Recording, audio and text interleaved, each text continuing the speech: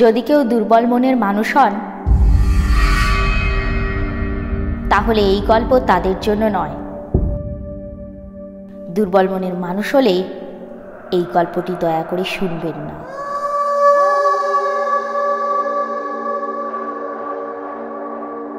গল্পটা যদি তোমাদের ভালো লাগে তাহলে অবশ্যই লাইক করবে, আর যারা যারা এখনো পর্যন্ত সাবস্ক্রাইব করোনি তারা চ্যানেলটি সাবস্ক্রাইব করে নেবে, আর বন্ধুদের সাথে গল্পটি শেয়ার করো। চলুন শুরু করা যাক আজকের গল্প।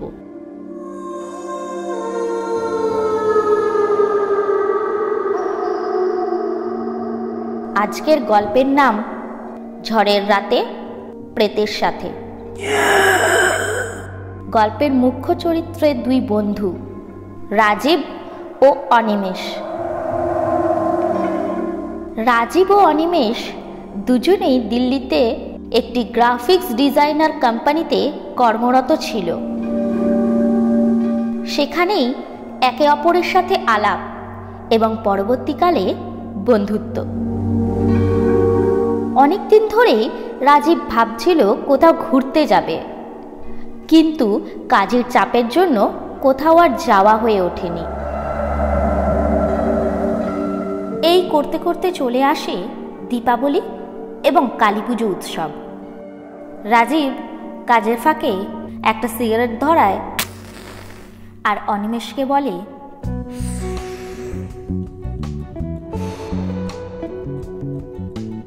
চল অনিমেষ, এই কালীপুজোর ছুটিতে কোথা থেকে ঘুরে আসি। অনিমেষ বলে, দুদিনের ছুটিতে কোথায় আর যাবি? রাজীব বলে, চল না, আরো 3 দিনে একটা ছুটির অ্যাপ্লিকেশন দিয়ে দিই, তাহলে 5 দিন হয়ে যাবে। তাহলে কোথা থেকে একটা ঘুরে আসা যাবে। ঠিক আছে, তাহলে কোথায় যাবি ভাবছিস? চল জয়সলমের যাওয়া যাক। হ্যাঁ, ভালো জায়গা। তাহলে আর কে কে যাচ্ছে? না না না, বেশি ভিড় বাড়ি লাভ নেই, তুই আর আমিই যাব। সোনার কেল্লা দেখবো, তারপর একটু উঠে পিঠে চড়বো, রিল্যাক্স করব, তারপর ফিরে আসবো কাজে। আর থার মরুভূমি, সেখানে যাবি না? আরে হ্যাঁ হ্যাঁ, আগে ছুটির অ্যাপ্লিকেশনটা তো দে, তারপর সব বসে ডিসাইড করছি।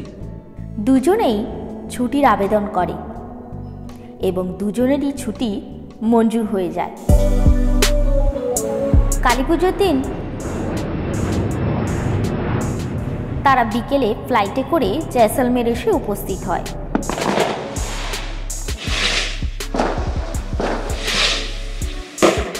তারপর ট্যাক্সি নিয়ে সোজা হোটেল।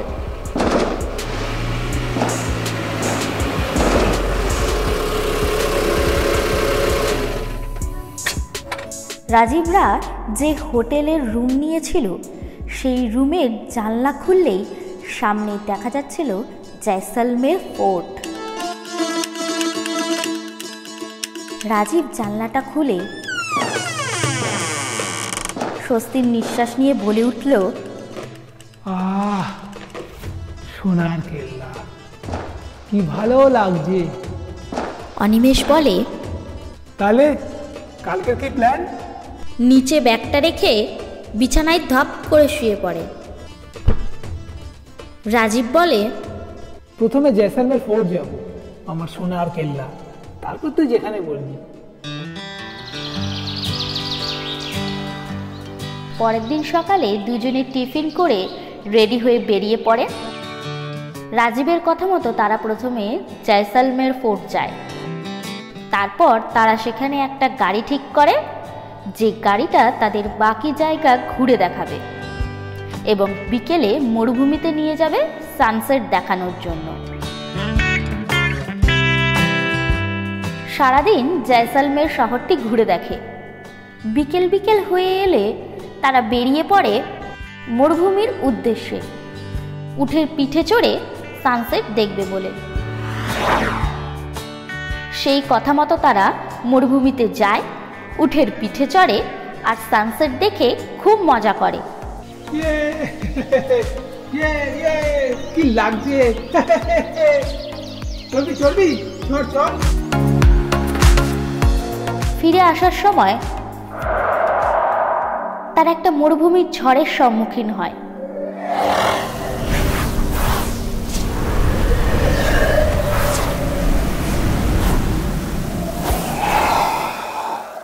ঝড়ের সাথে এতই বালি উঠছিল যে সামনে কিছু দেখা যাচ্ছিল না। তার জন্য গাড়ির চালক বিকাশ গাড়িটি রাস্তার এক ধারে দাঁড় করিয়ে দেয় এবং ঝড়টি থামার অপেক্ষা করতে থাকে।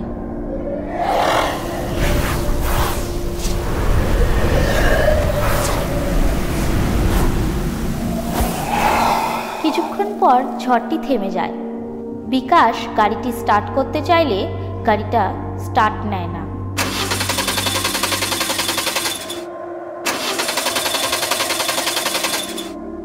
রাজীব বলে ওঠে, কি হলো দাদা? গাড়ির চালক বিকাশ বলে, বুঝতে পারছি না, একবার চেক করে দেখছি। বিকাশ গাড়ির বনেটটা খুলে চেক করে যে কি সমস্যা হয়েছে। সারাদিন রাজীব আর অনিমেষ ঘুরতে আর মজা করতে এতই ব্যস্ত হয়ে গেছিল যে তারা ঠিকমতো কিছু খাওয়া দাওয়াই করতে পারেনি। অনেকক্ষণ হয়ে যায়, গাড়ি তখনও ঠিক হয় না। রাজীব গাড়ি থেকে নামে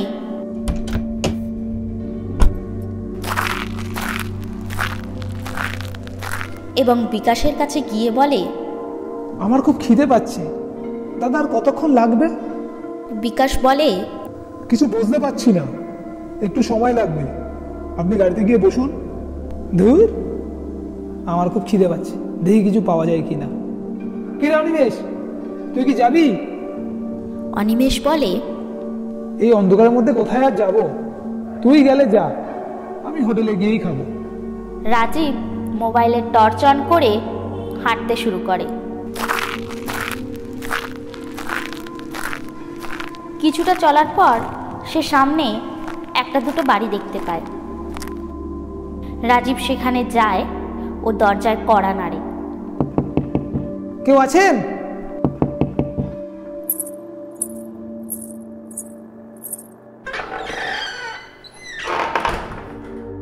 ঘরের ভিতর থেকে এক মহিলা বেরিয়ে আসে আর বলে, হ্যাঁ বাবু, বলুন। আমাদের গাড়ি খারাপ হয়ে গেছে আর খুব খিদেও পাচ্ছে, আশেপাশে কি কোনো দোকান হবে খাবারের? এখানে তো আশেপাশে কিছু নেই, কিছুটা দূরে একটা গ্রাম আছে, আপনি সেখানে পেতে পারেন। যদি আপনি চান আমাদের সাথে খেতে পারেন, আমি এখনই রান্না করেছি। কিছুটা ইতস্তত বোধ করলেও খিদের জ্বালা সে সহ্য করতে না পেরে রাজীব তাতে রাজি হয়ে যায়।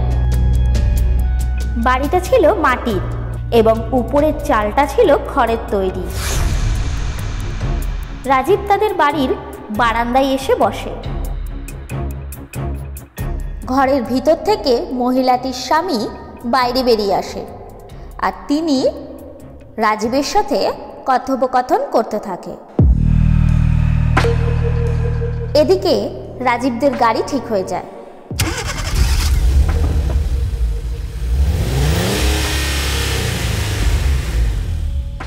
ড্রাইভার বিকাশ গাড়ি স্টার্ট করে ফেলে। অনিমেষ বলে, দাদা, তাহলে গাড়ি ঠিক হয়ে গেছে? হ্যাঁ, ঠিক হয়ে গেছে। তাহলে একবার রাজীবকে ফোন করে দিই। রাজীবের তো ফোন লাগছে না, কি করি?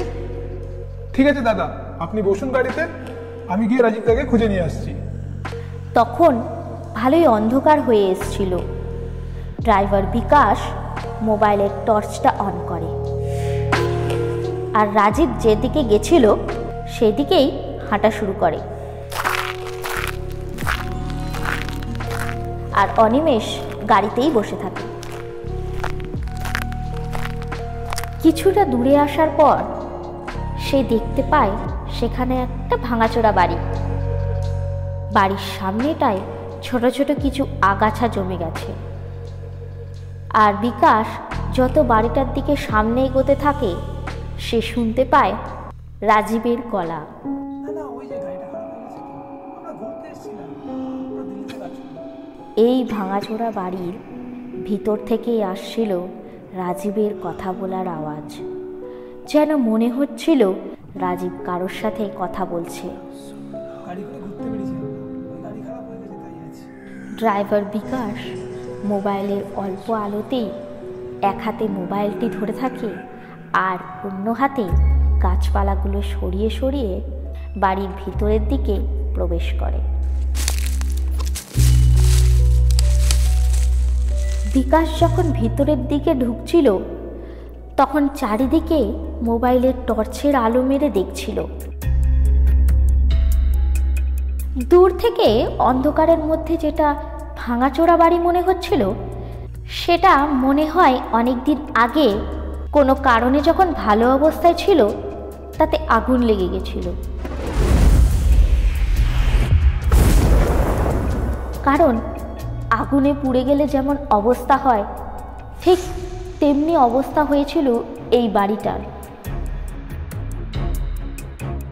ঘরের চারিদিকে পোড়া কাঠ পড়ে রয়েছে, পোড়া বাঁশ পড়ে রয়েছে, দেয়ালগুলিতে পুড়ে গিয়ে কালো দাগ হয়ে গেছে। ঘরের যে অবশিষ্ট ছাউনিটা রয়েছে সেটাও বেশিরভাগটা পোড়া। বিকাশ কিছুটা বাড়ির ভেতরে ঢুকতেই সে দেখতে পায় রাজীব একটা জায়গায় বসে আছে।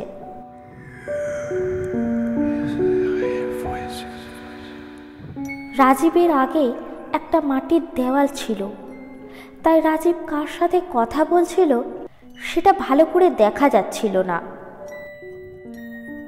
বিকাশ অনেকবার রাজীবকে ডাকে, দাদা, দাদা শুনছেন? ও দাদা, ও রাজীব দা।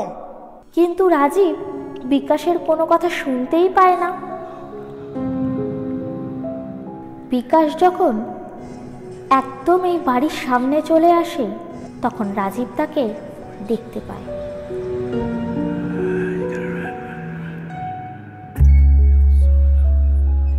রাজীব দেখে বিকাশ থরথর করে কাঁপছে। রাজীব ছুটতে যায় বিকাশের কাছে এবং তাকে নিয়ে ভিতরে আসে। আরে বিকাশ, তুমি কাঁপছো কেন? দাদা চলুন, গাড়ি ঠিক হয়ে গেছে। দাদা চলুন।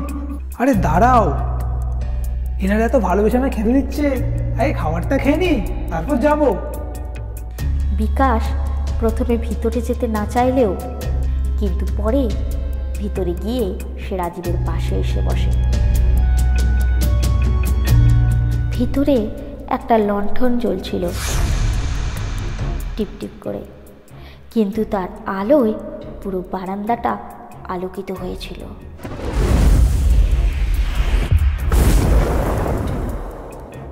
বিকাশ ভেতরে না আসার এবং থরথর করে কাঁপার কারণ হলো যখন বিকাশ এই বাড়ির সামনে আসে সে দেখে রাজীব যে লোকটার সাথে কথা বলছিল তার হাত পা এমনকি মুখের অর্ধেক অংশ পোড়া।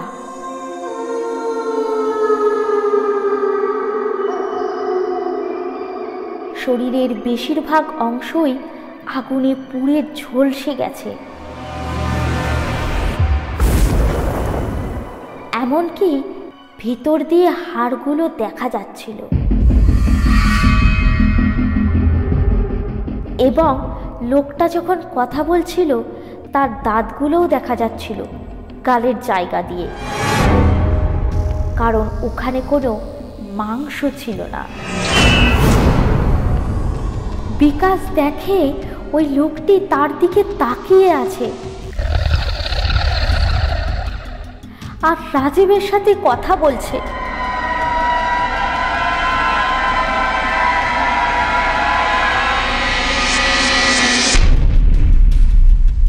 তার চোখের জায়গায় দুটো গর্ত ছিল আর এই গর্তের ভিতরে দুটো লাল আগুনের মতো শিখা জ্বলছিল আর সেখান দিয়েই লাল আলোটা বিকাশের দিকে তাকিয়েছিল। তারপর দেখে ঘরের ভিতর থেকে কেউ একজন বেরিয়ে আসছে।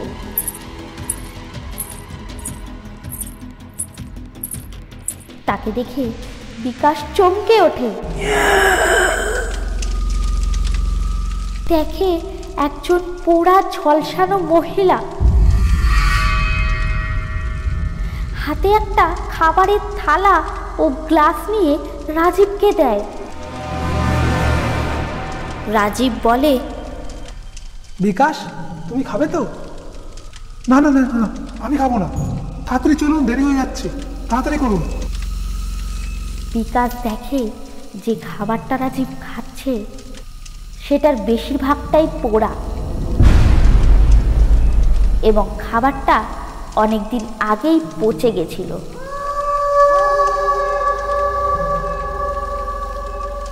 এবং খাবারটার ভিতর থেকে পোকা বেরিয়ে আসছিল। যে জলটা দিয়েছিল গ্লাসে সেটাও কালো হয়ে গেছিল। কেন জানি না রাজীব এগুলো কিছুই দেখতে পাচ্ছিল না। সেইগুলোই রাজীব খায়।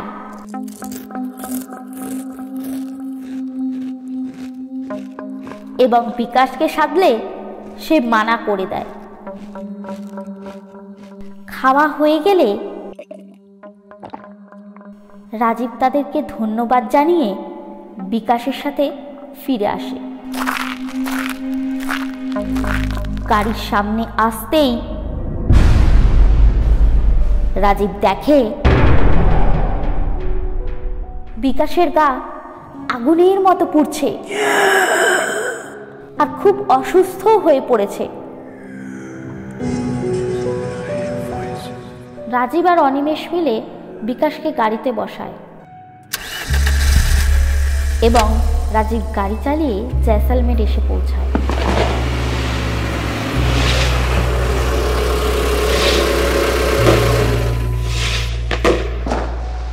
জয়সলমের পৌঁছে বিকাশকে হসপিটালে ভর্তি করে তারা হোটেলে চলে যায়। পরের দিন সকালে রাজীব আর অনিমেষ যখন বিকাশের সাথে হসপিটালে দেখা করতে যায়, রাজীব বলে, কি কেমন আছো এখন? বিকাশ বলে, হ্যাঁ এখন ঠিক আছে। কালকে হঠাৎ কি হয়েছিল যে তুমি এত অসুস্থ হয়ে পড়ো? এই কথা শুনে বিকাশ অস্বস্তি অনুভব করে। কিছুক্ষণ পর সে বলে ওঠে, আপনি যাদের বাড়ি গেছিলেন তারা মানুষ ছিল না। মানে? বিকাশ বলে, তারা ছলনা ছিল।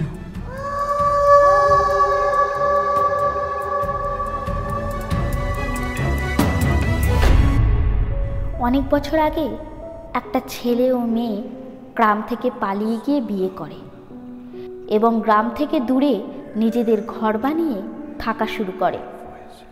তাদের দুজনের বাড়ির লোক এই বিয়েতে রাজি ছিল না। তাই যখন তারা কোথায় থাকে সেটা জানতে পারে, তাদের বাড়ির লোক রাতের অন্ধকারে গিয়ে তাদের ঘরে আগুন লাগিয়ে দেয়।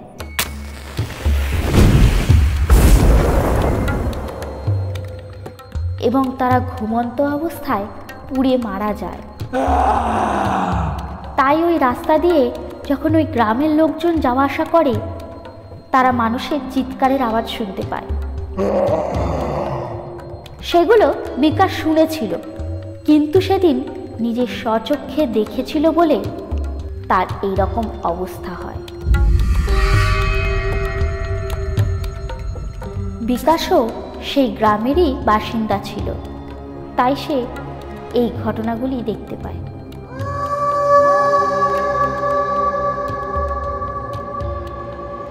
কিন্তু ওখানে তো সব ঠিকই ছিল, আমি তো দেখিনি কিছু সেরকম। বিকাশ বলে, শুধু এই গ্রামের মানুষদেরকেই দেখা দেয়। যেহেতু আপনারা বাইরের লোক, তাই আপনাদের ওরা কোনো ক্ষতি করেনি।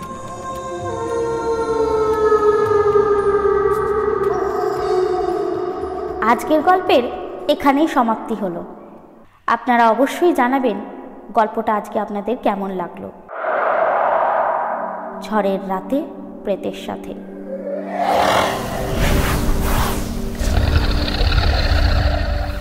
যদি গল্পটা ভালো লেগে থাকে তাহলে চ্যানেলটা অবশ্যই আজকে সাবস্ক্রাইব করে দেবেন, আর লাইক আর শেয়ার করতে কিন্তু ভুলবেন না। কোনো সাজেশন থাকলে কমেন্টে লিখে জানিও। তোমাদের কাছে এরকম যদি কোনো ভালো গল্প থাকে তাহলে আমাদেরকে অবশ্যই পাঠাতে পারো, আমরা তোমাদের গল্পটা ন্যারেট করব।